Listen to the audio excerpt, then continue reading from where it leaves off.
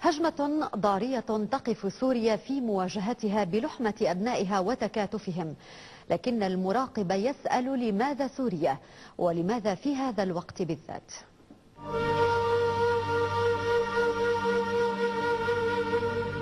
كلما شاهدنا نشرة الأخبار، كلما رأينا صور الشهداء، كلما شعرنا بأن شيئا ما في بلدنا قد تغير، نتساءل: لماذا استهدفت سوريا؟ لماذا مستها يد الهمجية؟ لماذا يريدون تقويض أمنها وتخريب جمالها وتدمير ممتلكاتها؟ لماذا سوريا؟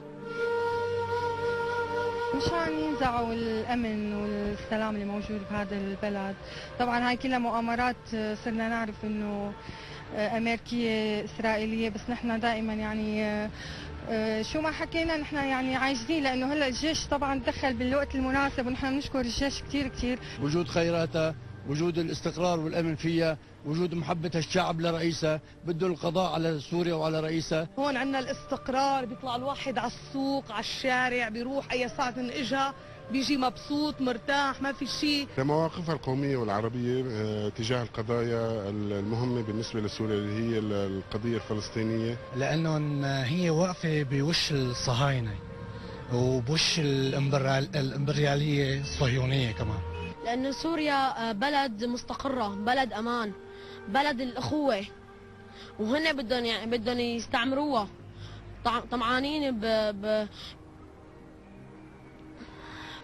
يعني بخيراتها، طمعانين، بدهم ياخذوا كل شيء، بدهم يخربونا، بدهم يموتونا، ما عارفين شلون، بس ما رح يحذروا فيها هي، لأنه نحن شعبنا شعب مكافح ومحب للرئيس، ونحن مع الرئيس. سوريين ورح منضل شعب العز بعين الكل، سوريين ورح منضل الشعب الحر الما بينزل.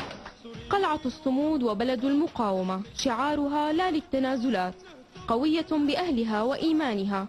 هذا ما يقال عندما تسأل عن سوريا، فهل هذه أسباب تدفع لتدميرها أم تزيدنا رغبة في الدفاع عنها؟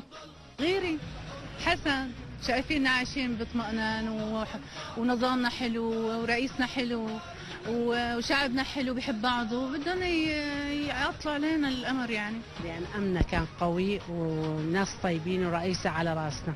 لان سوريا مواقفها قوميه صحيحه، سوريا ما وقعت كامب ديفيد، سوريا ضد اسرائيل. سوريا اخر دولة بقيت بالمنطقة، هي الوحيدة اللي بتقول كلمة لا، كل الباقيين وطوا راسهم بأمركم. نحن عايشين بهالبلد، ما إلنا غير هالبلد، يلي بده ديمقراطية يطلع على قطر.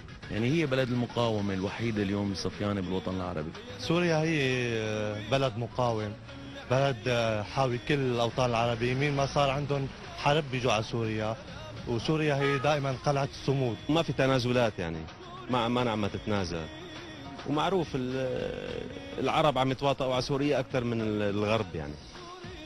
وأيا كان ما حدث فهو الوضع المؤقت، والأمان كان وسيبقى حال سوريا الدائم. هذا ما يعرفه ويثق به كل السوريين. نادين العريضي، تلفزيون الدنيا، دمشق.